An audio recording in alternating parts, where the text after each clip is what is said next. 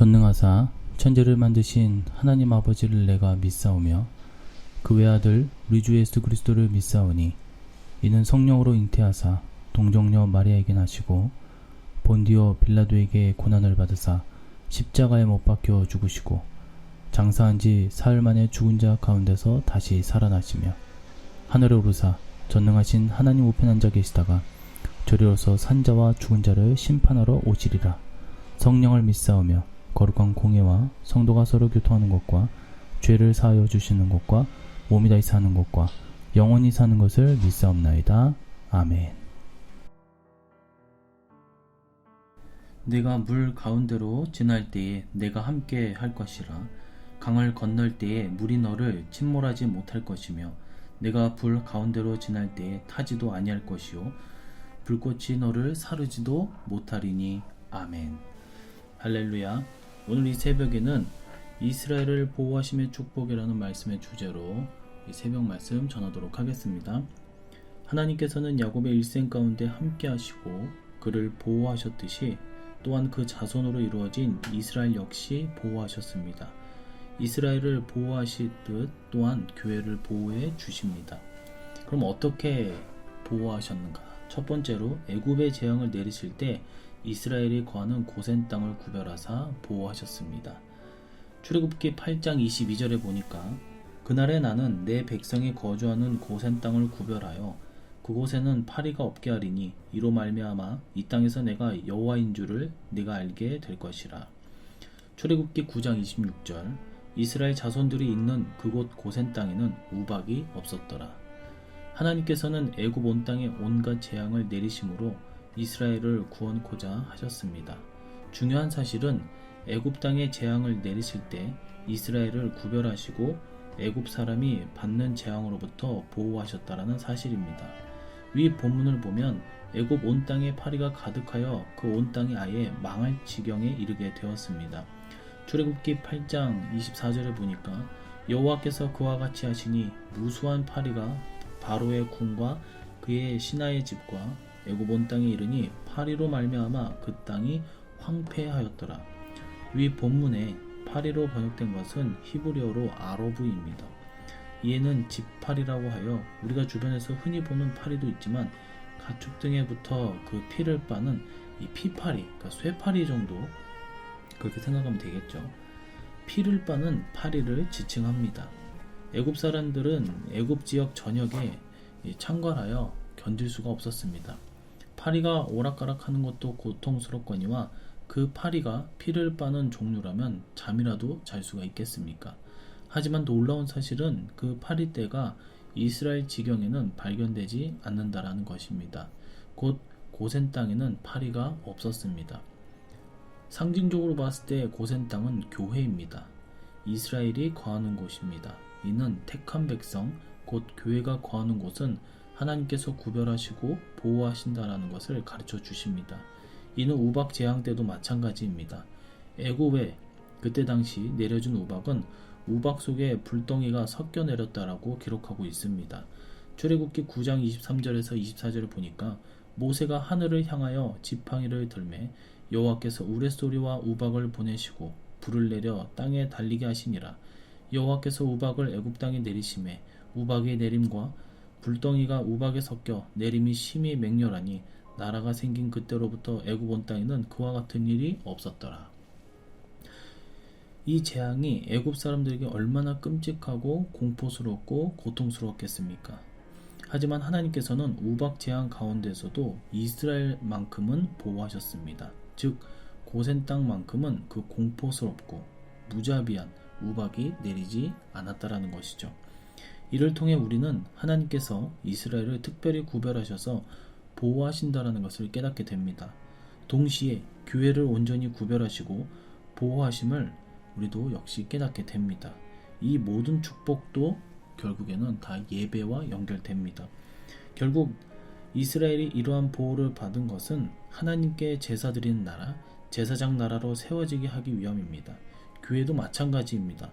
예배를 위해 모든 축복을 받고 이 죄악 세상에서 구별되어 보호를 받습니다. 마지막 때에 모이기를 패하는 일이 있습니다. 즉 예배를 패하는 일이 있습니다. 참으로 어리석은 일이죠. 예배는 우리 성도의 생명과도 같습니다. 이를 지킴이 또한 우리의 생명을 지키고 보호함과 같습니다. 예배에 목숨을 걸고 예배를 온전히 드리고자 몸부림을 쳐야 될 줄로 믿습니다. 하나님께서는 그러한 교회를 결코 외면하지 않으십니다. 반드시 보호하시고 지키십니다. 두 번째로 이스라엘이 홍해를 건널 때 홍해물이 이스라엘을 해하지 못하도록 보호하셨다. 출애굽기 14장 16절 지팡이를 들고 손을 바다 위로 내밀어 그것이 갈라지게 하라. 이스라엘 자손이 바다 가운데서 마른 땅으로 행하리라. 출애굽기 14장 21절에서 22절 모세가 바다 위로 손을 내밀매 여호와께서 큰 동풍이 밤새도록 바닷물을 물러가게 하시니 물이 갈라져 바다가 마른 땅이 된지라. 이스라엘 자손이 바다 가운데로 육지로 걸어가고 물은 그들의 좌우에 벽이 되니. 이스라엘이 홍해를 건널 때의 모습입니다. 뒤편에는 애굽 군대가 그들을 죽이거나 다시 잡아 노예 삼으려고 추격하고 있습니다. 앞은 홍해가 가로막고 있습니다. 그 상황에서 하나님께서는 모세에게 지팡이를 들고 손을 내밀라고 하십니다. 그러자 홍해가 갈라지고 바닥이 마른 땅이 되었습니다. 좌우에 물이 벽을 이루었을 때 생각해 보십시오. 그 장엄함, 이루 말할 수 없을 것입니다. 하지만 그들은 그 사이를 통과했고 물 한 방울도 이스라엘 위에 내리지 않았다라는 것입니다. 보호하셨습니다. 이 모든 역사도 같은 맥락입니다. 하나님께서 예배하도록 부르신 이스라엘을 보호하신 까닭입니다. 한편 이 사건에서 모세가 지팡이를 들고 바다 위로 손을 내민 것은 매우 중요한 상징적 의미가 있습니다. 지금 우리가 지팡이를 들고 바다를 향해 손을 내민들 바다는 갈라지지 않습니다. 하나님께서 모세에게 이 같은 행동을 명하신 것은 그 자체가 예배와 관련이 있습니다. 우선 지팡이는 말씀의 상징입니다. 그리고 손을 내밀었다는 것은 기도입니다. 이 둘이 합쳐지니 바로 예배입니다. 예배를 통해서 위기가 해결되고 막힌 것이 열리고 하나님의 보호하심이 이루어진다라는 것입니다. 이 시대 우리도 그렇습니다. 말씀과 기도, 찬양, 예배를 통해 하나님 앞에 나아갈 때 도무지 해결되지 못할 것 같은 문제들, 너무나 많은 문제들, 물이 갈라지고 바닷물이 마른 땅이 되어지고 오히려 그 문제들이 양쪽의 벽이 되어 나를 보호해 줍니다. 영혼의 문제, 부부의 문제, 자녀의 문제가 완전히 해결됩니다. 앞을 막고 뒤를 쫓는 것, 장애물과 대적이 모두 사라지게 됩니다. 위대한 구원의 역사가 일어나게 될 줄로 믿습니다. 최대 위기 가운데서도 최고의 구원, 영광스러운 구원을 체험하게 될 줄로 믿습니다. 그러니 예배하는 교회가 되어야 합니다. 예배로 교회를 재건하고 지금의 위기와 고통을 이겨내야 됩니다. 하나님께서 예배를 붙드는 교회를 반드시 보호하시기 때문입니다. 세 번째입니다. 광야 생활 40년 동안 보호하셨다. 광야 생활 내내 의복이 헤어지지 않게 하시고 발이 부르트지 않도록 보호해 주셨습니다. 신명기 8장 4절의 말씀 보면 이 40년 동안에 내 의복이 헤어지지 아니하였고 내 발이 부르트지 아니하였느니라. 하나님께서는 이스라엘이 40년 동안이나 걸어야 했던 광야길에서 의복이 헤어지지 않게 하시고 발이 부르트지 않게 해주셨습니다. 저는 가보진 않았지만 목사님들 말씀에 성지순례에 갔다 오면 과거에 가졌던 선입견이 철저히 깨져 버린다라고 합니다. 이스라엘이 출애굽이란 위대한 구원을 체험하고 홍해를 건너는 기적을 체험했는데도 광야길 내내 원망하고 불평하는 것이 납득이 되지 않았다라는 것이죠. 그리고 말씀 설교를 할 때에도 그들은 그렇게 무자비하고 악하고 미련하였다라고 얘기를 했다고 하죠. 그러나 막상 그들이 걸었던 광야를 걸어보면 그들의 불평, 고통, 원망을 누구보다도 이해할 수 있다라는 것입니다. 그만큼 광야길은 고통스럽고 힘겨운 여정이었다라는 것이죠. 단 하루라도 물을 공급받지 못하면 타는 갈증으로 가슴속에서부터 답답한 생각이 들고 원망, 불평이 자동적으로 나온다라는 것입니다. 그처럼 고통스러운 여정, 힘겨운 여정이 광야의 여정입니다. 그런데 이스라엘은 무려 40년이나 광야길을 걸었습니다. 그 여정이 오로지 원망과 불평으로 가득했다면 어찌 그들이 그 광야를 통과할 수 있었겠습니까? 그들 스스로는 이를 이길 수가 없습니다.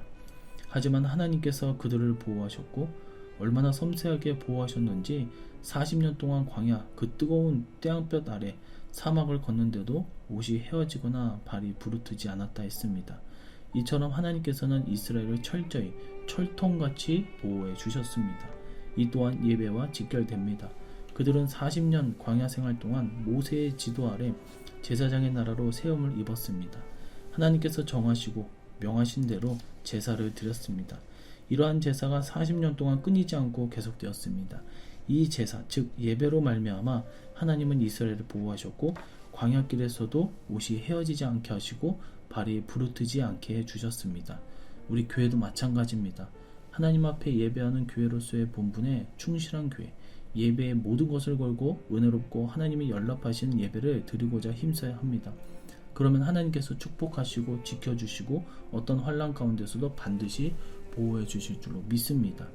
오늘 말씀을 통해서 우리 교회, 우리 성도님들도 어떠한 고난과 광야의 길을 걷는다 하더라도 예배를 통하여서 하나님의 철저한 보호하심으로 승리하시는 우리 성도님들이 되시기를 주님의 이름으로 간절히 축원해 드립니다. 기도하도록 하겠습니다.